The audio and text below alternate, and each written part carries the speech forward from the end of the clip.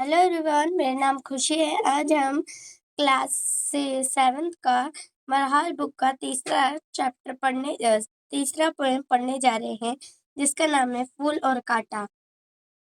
तो स्टार्ट करते हैं। है जन्म लेते जगह में एक ही पौधा उन्हें है पालता। रात में उन पर चमकता चांद भी एक ही सी चांदनी है डालता। मैं उन पर है बरसता एक ही सी उन पर हवाएं हैं वही। पर सदा ही यह दिखाता है हमें ढंग उनके एक से होते नहीं। छेद कर काटा किसी की उंगलियां, फाड़ देता है किसी का वर बसन। प्यार डूबी तितलियों का पर कतर, भोर का है भेद देता श्याम तन। भोर का है भेद देता श्याम तन। फूल लेकर तितलियों को गोद में, भोर को अपना अंगूठा रस पिला। नीज सुगंधों और निराले रंग से है सदा देता। कली जी की खिला है खटकता, एक सबकी आंख में दूसरा है सोता।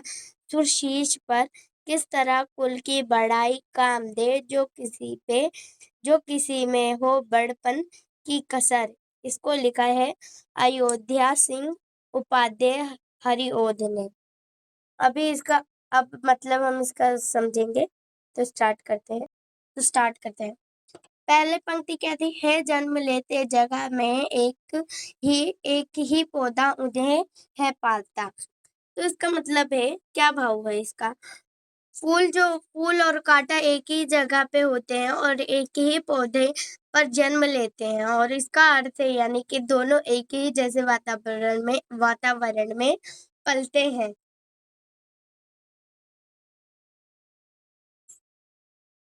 दूसरी पंक्ति है,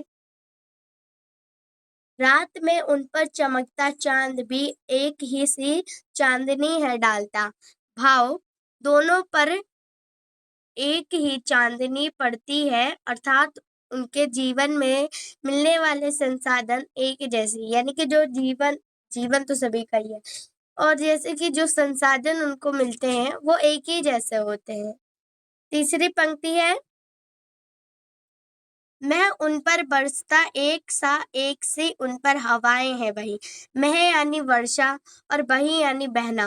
और भाव क्या है? वर्षा और हवा भी दोनों पर समान रूप से प्रभाव डालती है, फिर भी उनका स्वभाव अलग होता है। चौथा, पर सदा ही यह दिखता है हमें ढंग उनके एक से होते नहीं। सदा का अर्थ है हमेशा और ढंग का मतलब है तरीका। तो क्या भाव होगा? हमें हमेशा यही देखने को मिला है कि समान परिस्थितियों में पलने के बावजूद उनका व्यवहार, तौर तरीके, प्रकृति एक समान नहीं होते। फिफ्थ पैरा क्या है? छेद कर काटा किसी की उंगलियों फाड़ देता है किसी का वर बसन। छेदना यानी चोट पहुंचाना, और वसन क्या होता है? वस्त्र और कपड़ा। भाव क्या है इसका? काटा दूसरों को चोट पहुंचाता है, वे किसी के कपड़े और शरीर को भी नुकसान पहुंचाता है। छठा है, प्यार डुबा तितलियों को पर कतर, भोर का है बेद देता श्याम तन। पर यानी पंख, कतर यानी काटना या चोट पहुंचाना, भोर यानी भंवरा, वेदना यानी घायल करना, और श्याम यानी तन यानी काला शरीर।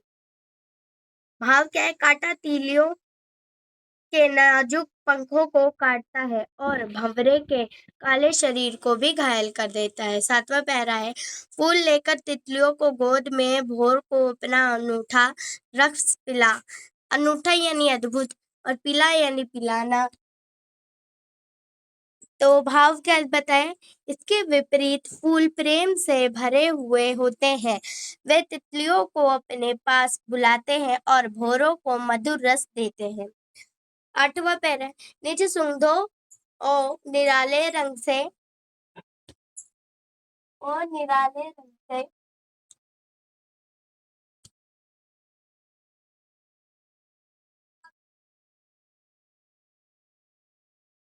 निज सूंघो ओ निराले रंग से है सदा देता कली जी की खिला। निज यानी अपना होता है, सुगंध यानी खुशबू होता, और यानी ओ यानी और होता है, और निराले यानी अनोखा, सदा यानी सदैव और हमेशा होता है, कली यानी अंकुर।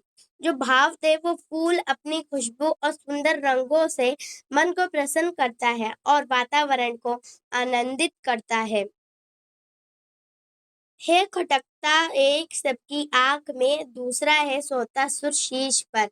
खटकता यानी चुभता है, और सोता यानी सुशोभित होना, और सूर्य यानी देवता, शीश यानी सिर, और भावना यानी भाव। भाव क्या है? कांटा सबको चुभता है, जबकि फूल सुंदरता के कारण देवताओं के सिर पर भी शोभा पाता है।